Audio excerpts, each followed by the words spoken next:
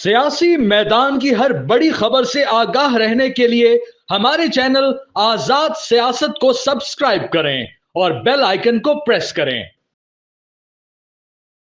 अस्सलाम वालेकुम व्यूवर्स, आज़ाद digital studio से मैं हूं नौशीन तारिक। पाकिस्तान के मारूफ कोपेमा हसन सतपारा, जिनका नाम Guinness book of world record में भी शामिल है, उनकी लेगेसी को आगे बढ़ाने वाले उनके बेटे और माउंटेनियर आबिद सतपारा आज मेरे साथ स्टूडियो में मौजूद होंगे।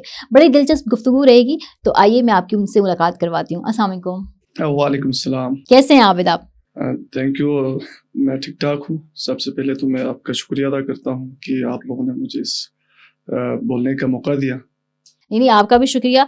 आप जैसे लोग जो कि हमारे मुल्क का टैलेंट होते हैं, हम चाहते हैं कि वो आएँ और हमारे नौजवानों के लिए एक इंस्पिरेशंस भी होते हैं।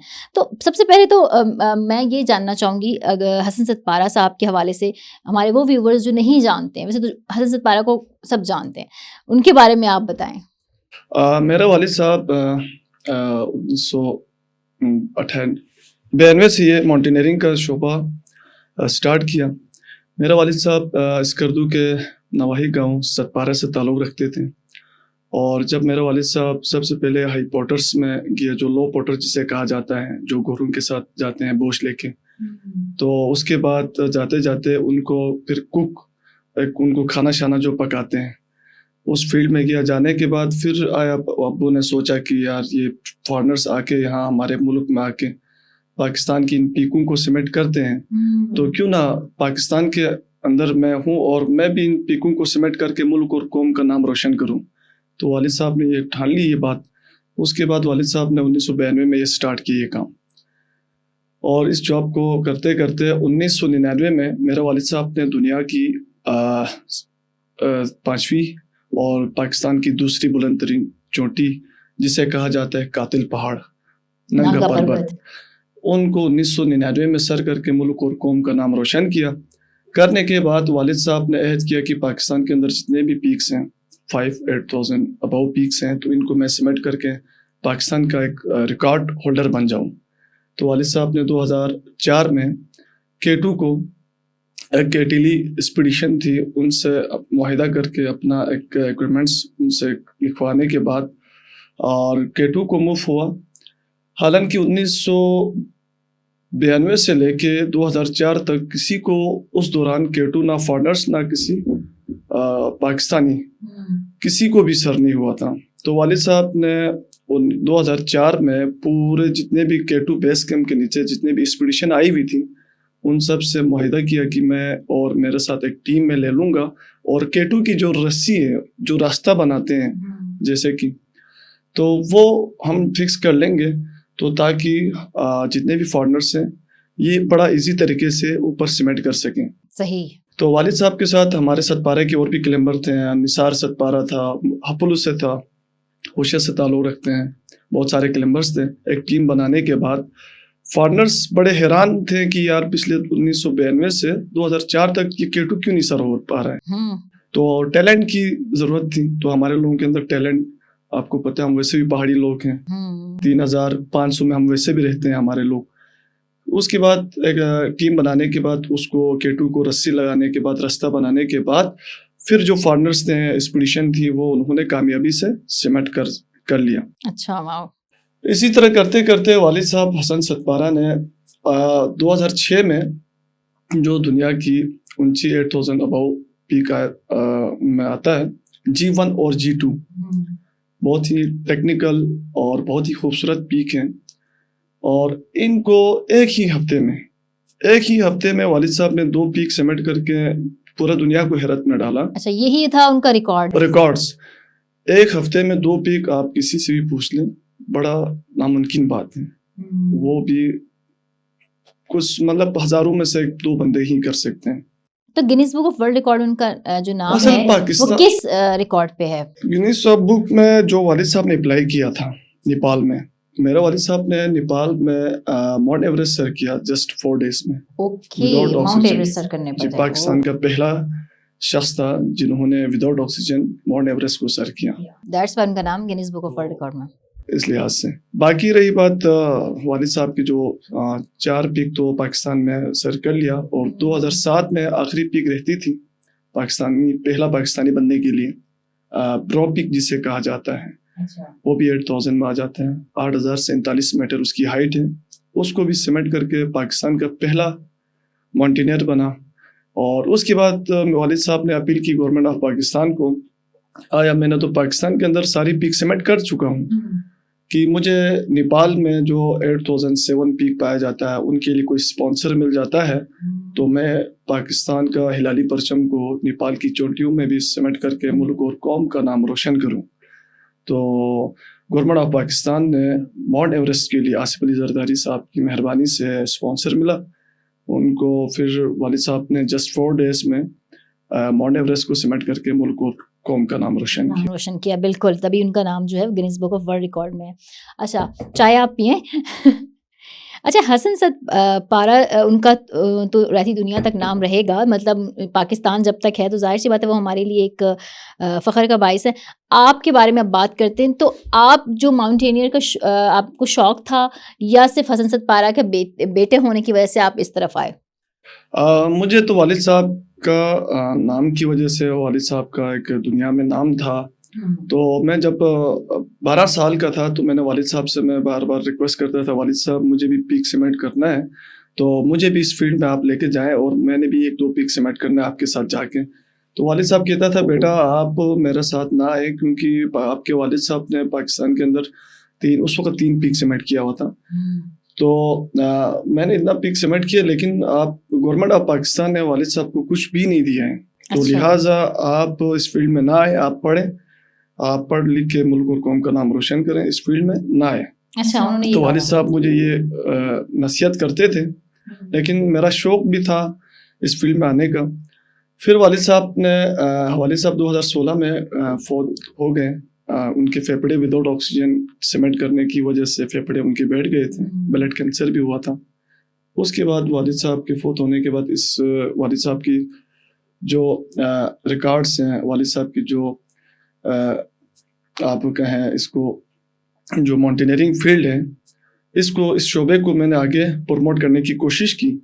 اور والد صاحب کی جو 2 خواہشات تھی, ہمیشہ بار بار یہی بولتے تھے کہ پاکستان میں یہ مسئلہ ہے, پاکستان کے ماؤنٹینئر کے ساتھ یہ مسئلہ ہے, یہ وہ سارے گھر میں مجھے بتاتے رہتے تھے. تو پھر وہ میں نے پک کر لیا کہ والد صاحب کہتے تھے کہ ایک تو پاکستان کے اندر ایک ماؤنٹینئرنگ ایک اسکول جو لوگوں کو ٹریننگ دے سکے. ہمارے جو لوگ, آپ کو پتہ ہے ہر سال 1-2 بندے ایکسیڈنٹ ہو کے چلے جاتے ہیں, ڈیڈ ہو جاتے ہیں. تو ان کے لیے ایک ماؤنٹینئرنگ اسکول کا ہونا لازمی ہے تاکہ وہ سیکھیں, اور سیکھ کے پھر جائیں تو وہ ضائع نہیں ہو سکتے ہیں. تو ایکسیڈنٹ زیادہ ہو رہا ہے پاکستان میں, تو پھر وہ والد صاحب کی ایک ذمہ داری بنتی تھی ایک نیشنل ہیرو ہونے کا.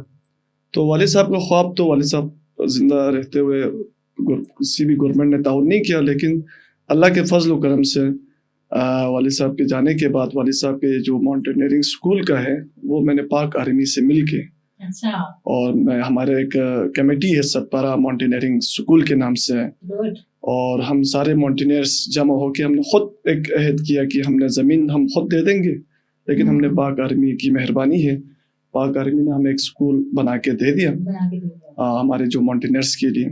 تو اللہ کے فضل و کرم سے آج ستپارا ماؤنٹینئرنگ اسکول میں 30 سے اباؤ ماؤنٹینئر 8000 اباؤ وہاں سے ریکمینڈ ہو گئے ہیں, سیکھیں وہاں سے. اچھا, وہاں ٹریننگ دی جاتی ہے, ماؤنٹینئرنگ ٹریننگ دی جاتی ہے. گڈ. یہ ہمارے ویورز کے لیے بہت اچھی بات ہے کہ جو بھی جو ہے وہ اس طرح کا شوق یا پیشن رکھتا ہے تو اس کے لیے اب ٹریننگ اسکول اویلیبل ہے. اب دیکھیں نا, سروپ پہلے ہوا کرتے تھے جو ماؤنٹینئرس گلگت بلتستان کے اندر ہوتے تھے, آپ کو سننے میں آتے تھے. ابھی ماشاءاللہ سے پاکستان سے بھی بہت سارے اس ماؤنٹینئرنگ فیلڈ میں آ رہے ہیں, جیسے کہ شیروز کاشف ہیں, فرسٹ پاکستانی ینگسٹ کلمبر ہیں جنہوں نے لاہور کے ہیں, ماشاءاللہ سے 14 پیکس اس نے سمٹ کر. گڈ. تو اس طرح بہت سارے ہمارے پنجاب سے, سندھ سے, کراچی سے بہت سارے ماؤنٹینئرس اس شعبے کو تعلق رکھتے ہیں. تو ان سے بھی اپیل ہے کہ جو بھی آپ ماؤنٹینئرنگ سیکھنا چاہتے ہیں یا آپ کسی پیک کو جانا چاہتے ہیں, آپ ہم سے کنٹیکٹ کریں. ستپارا ماؤنٹینئرنگ اسکول ہمارا وقت اویلیبل ہے, اور ابھی بھی ہمارے وہاں اسکول میں ٹریننگ جاری ہے. تو لہٰذا پاکستان کے اندر جتنے بھی ہمارے اسٹوڈنٹ جو آنا چاہتے ہیں اس فیلڈ میں, تو ہم ان کو ویلکم کہتے ہیں. اچھا عابد, آپ بتائیں کہ آپ نے اب تک کتنی پیک سمٹس کر لی ہیں اور آگے آپ کے کیا ارادے ہیں؟ جی بالکل، یہ آپ نے اچھا سوال پوچھا. میں نے 6000 اور 6500 کی پیکس میں نے 5 پیکس میں نے سبمٹ کی ہیں, اور ان میں سے ایک پیک ایسا ہے کہ میں نے اپنے والد صاحب کے نام پہ ایکسپلور کیا ہے, دریافت کیا ہے. تو وہ والد صاحب کے نام پہ میں نے رجسٹرڈ بھی کیا ہے حسن ستپارہ پیک کے نام سے. تو میں نے کہ ریسکیو کیا ہے ایک لیڈ, اس پہ میں نے کیا ہے K2 سے 7200 میٹر سے. ایک افغانی کی ڈیڈ باڈی تھی 2022 میں, اس کی ڈیتھ ہوئی تھی. تو اس کو میں نے لیڈ کر کے میری ٹیم نے, اور میں نے اس کو ڈیڈ باڈی کو ہم نے 7200 میٹر سے اس کو ریسکیو کر کے نیچے لا کے ان کے فیملی تک ہم نے پہنچایا. گڈ. ابھی آپ نے ریسکیو ٹیم کا بھی ذکر کیا تھا مجھ سے پہلے, تو وہ بھی آپ نے اپنی بنا دیا, یعنی اب وہاں پہ جو بھی ایکسیڈنٹس وغیرہ ہو جاتے ہیں تاکہ ان کے لیے ریسکیو ٹیم موجود رہے. ہاں, یہ پاکستان میں ریسکیو ٹیم پہلے نہیں تھی. یہ میں نے 2022 میں نے یہ ریسکیو ٹیم کو رجسٹرڈ کیا ہے. یہ پاکستان کے لیے بھی اعزاز کی بات ہے کہ پاکستان کے اندر بھی جو فارنرس ہمارے آتے ہیں, کلائمبرس, ادھر آ کے ہمارے جو پیکنگ کے 8000 کے اوپر وہ ایکسیڈنٹ ہو جاتے ہیں, تو ان کو ریسکیو کرنے کے لیے کوئی ٹیم نہیں تھا. تو لہٰذا میں نے یہ ٹیم بھی رجسٹرڈ کیا ہے. تو اب اللہ کے فضل و کرم سے پاکستان کے اندر جو بھی ایکسیڈنٹ ہوتا ہے تو ان کے لیے ہماری ٹیم ہمہ وقت تیار ہے, صرف ہمیں اپروچ کرنے کی ضرورت ہے. ٹھیک ٹھیک ٹھیک. اچھا یہ بتائیں عابد, آپ ٹورزم کمپنی بھی آپ کی, آپ اس کی پروموشن کے حوالے سے بھی کام کریں, اس حوالے سے بتائیں کہ یہ یہاں پہ آپ کی کیا کاوشیں ہیں؟ میری ایک ٹور آپریٹر کمپنی ہے حسن ستپارہ ٹریک اینڈ ٹورس کے نام سے میں نے رجسٹرڈ کیا ہے. تو ہم لوگ باہر سے بزنس لاتے ہیں, فارنرس کو لا کے ہم پاکستان کو ایکسپلور کراتے ہیں. جیسے کہ K2 ہو گیا, جتنے بھی پیکس ہیں ان کو لے کے جاتے ہیں, ان کو سمٹ کراتے ہیں. ہماری ذمہ داری بنتی ہے کہ پاکستان میں ہم ان کو لے کے بھی آئیں, بزنس بھی دے دیں پاکستان گورنمنٹ کو, اور ساتھ میں ہم ان کو اوپر ٹریننگ بھی دیتے ہیں, اور ساتھ میں ہم ان کو پیک سمٹ بھی کراتے ہیں. اچھا, آپ کی کمپنی پرٹیکولرلی یہ پیک سمٹ ہی کرواتی ہے یا ویسے جیسے اسکردو اور ہنزا بہت خوبصورت جگہیں بھی ایکسپلور کرواتی ہے؟ اس میں ٹریکنگ بھی ہمارا ہے, اور جیپ سفاری بھی ہم نے رکھی ہوئی اس کمپنی کے اندر. جو بھی ڈومیسٹک ٹورسٹ بالخصوص اس وقت ہمارا جو گلگت بلتستان میں جو فالو زیادہ ہے ٹورزم کا, وہ ہمارے ڈومیسٹک ٹورسٹ زیادہ آ رہے ہیں. تو ان کے لیے بھی ہم لوگ ان کو بھی لیڈ کرتے ہیں. تو ان کو ٹریک بھی ہم کرواتے ہیں, 6 دن کے 7 دن کے ٹریک بھی ہم کرواتے ہیں. اور ساتھ میں جب ڈومیسٹک ٹورسٹ کے لیے ہم 6500 کی پیک بھی ہم سبمٹ کراتے ہیں بہت ہی مناسب ریٹ میں, تاکہ اس کو ماؤنٹینئرنگ شعبے میں تھوڑا دلچسپی ہو. ہاں جی, گڈ. اچھا اب ایک اور کوشچن ہے میرا, بڑا اہم ہے, وہ یہ کہ اس پیک سمٹس کرنے کے لیے آپ لوگوں کو اسپانسرشپس کی ضرورت ہوتی ہے, جس میں آپ لوگ دیکھ رہے ہوتے ہیں کہ حکومت کی سرپرستی بھی آپ لوگوں کو حاصل ہو. میں یہ جاننا چاہوں گی کہ آپ لوگوں کو حکومت کی سرپرستی ملتی ہے, اور آپ لوگوں کو جو یہ اسپانسرشپ کا خرچہ کتنا ہوتا ہے کسی بھی پیک کو سمٹ کرنے کے لیے؟ پاکستان میں اسپانسر کی بات کیا جائے تو پاکستان میں اسپانسر نہ ہونے کے برابر ہے. کیونکہ ہمارے اتنے لیجنڈ بڑے ہیروز کچھ ڈٹ ہوئے ہیں, کچھ ابھی ہے, تو ان ساروں کا مسئلہ یہی ہے کہ ان کو اسپانسر نہیں ملتا ہے. اس لیے ہم پاکستانی باقی نیپال اور جو فارنرز جو ہے ان سے ہم تھوڑا پیچھے ہیں. تو لہٰذا میں گورنمنٹ آف پاکستان سے اپیل کرتا ہوں کہ اس فیلڈ کو بھی, ماؤنٹینئرنگ فیلڈ آپ دیکھیں, گلگت بلتستان کا سمجھو کہ ایک قومی کھیل ہے, بالخصوصاً گلگت بلتستان کا, کیونکہ ٹورزم کا ہب ہے وہ.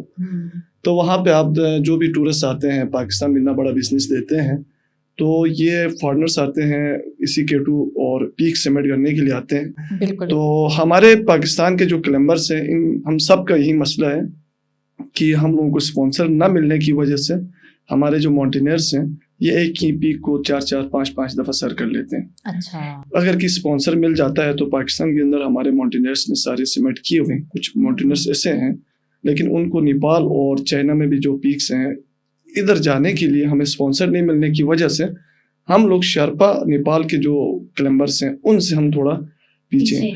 حالانکہ ہمارے اندر ٹیکنیکل ضرورت سارے ہم وداؤٹ آکسیجن کرتے ہیں ہمارے لوگ. نیپال کے جو شرپے ہیں وہ آکسیجن کھا کے پھر وہ سبمٹ کرتے ہیں, تو ہم اور ان میں بہت فرق ہے. لیکن بس صرف یہ ہے کہ ہمارے گورنمنٹ آف پاکستان ہمیں تھوڑا سپورٹ کرے تو انشاءاللہ پاکستان کا نام پورا دنیا میں چھا جائے گا. تھینک یو ویری مچ عابد آپ کے ٹائم کا. تھینک یو, بہت شکریہ.